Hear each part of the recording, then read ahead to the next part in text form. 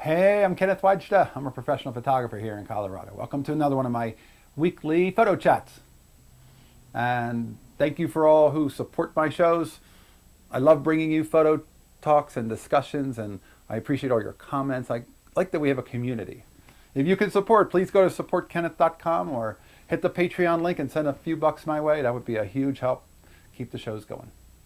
All right, so today I want to talk about how film and prints, to me, it was a different world. Photographers who shot film and made prints, there was a craft. We were creating something that was going to physically exist and be placed as artwork on a wall. And I think that that is, while we have become very good at speed and delivery and worldwide delivery with digital and internet, I feel like we've lost something. Or I don't think we have to, because we can still shoot film and make prints, or we could even shoot digital and make prints. Really, it's about making the prints. It's about making the physical finished product that hangs on the wall. That's the thing that's missing. And I know that I've listened to some podcasts and other people have talked about it, and I can completely relate.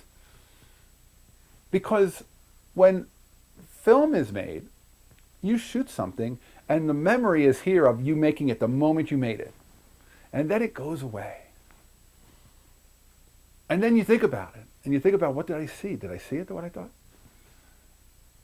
And then time goes away. And then you shoot some other things. And then those start to fade away because you can't keep it all in your head. You have 36 frames on a roll of film that you shot over a few weeks. You don't even know what's on it.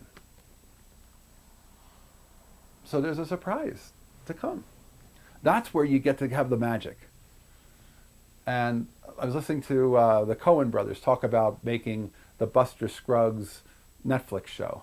And when they were filming it, they said they've always used film cameras on all of their sets. And I think Roger Deakins shot that. And he said that it was such a treat to go into the film lab every day and go watch the dailies, which is what they call the film that was processed from yesterday's shoot, and see the final footage. And he said there were sleepless nights, and there was anticipation, and there was a little bit of nervousness sometimes. But then when they saw the finished product and they saw what they created and how well the film responded and what they were able to create, it was magic. And they were like so enthralled. But when they shot Buster Scruggs, they shot on a digital movie camera, and they were watching a monitor the whole time, and by the time they finished the shot, they already had seen the final shot. There was no time to get together. There was no reason to meet in that film room to watch the dailies. He said the magic was kind of gone. We just saw it and we're done. And maybe we slept better, but it felt like we were missing something. Maybe it's because film is chemicals. Film has alchemy.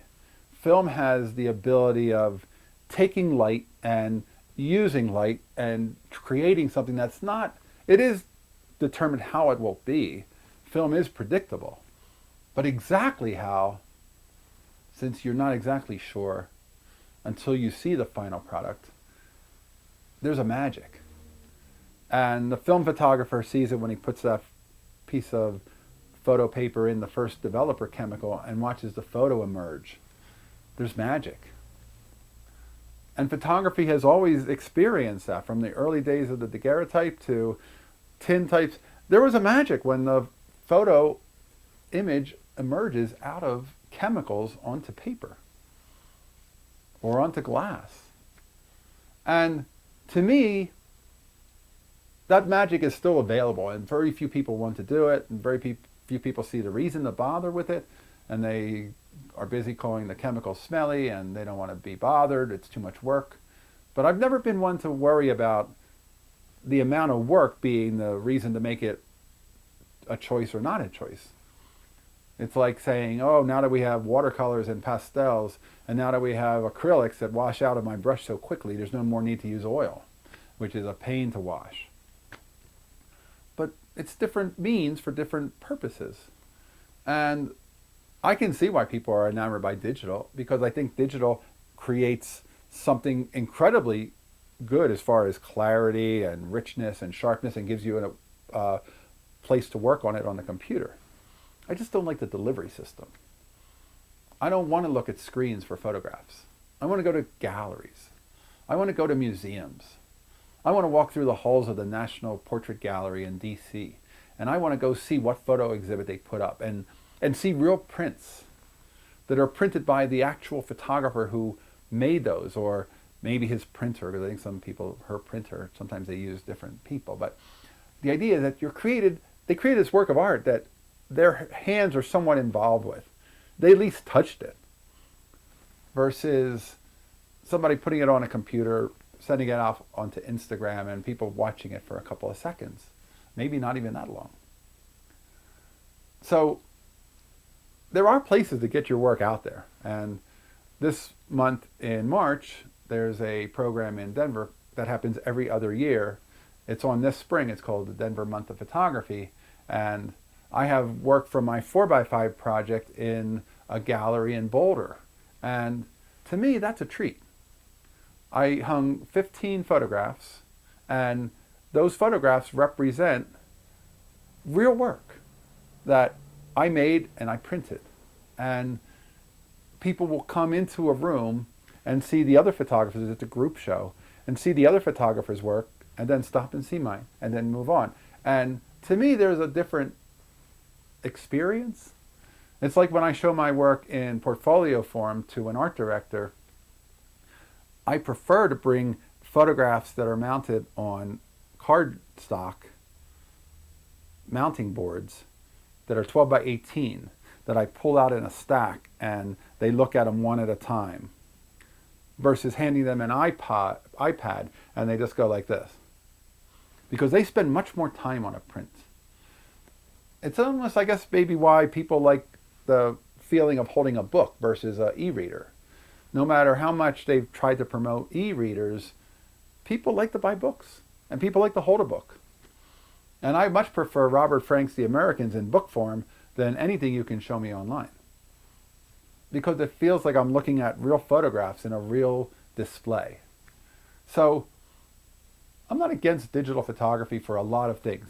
I certainly use it constantly for commercial work. I certainly use it for a lot of things that is even for street photography, where I know I need to shoot a little bit more quantity and not necessarily am going to turn everything into a usable photograph. But when it comes to creating art, when I go to make portraits, when I go to shoot family and friends and I make portraits of them, black and white film that I can print or have printed, both of those to me has a much more magic. And I guess you find magic wherever you find it, and that's where I find it. And I don't want to seem like I don't have any interest in digital. And I print photos that I shoot digitally. I do print those sometimes. So the most important thing, I think, is making those prints. I just want something to hang on the wall. I don't want to be tied to an electronic TV screen or a digital frame, which nobody uses, or a computer or an iPad to look at photographs. I want it to be something that lives on my wall and stays there. I want to decorate.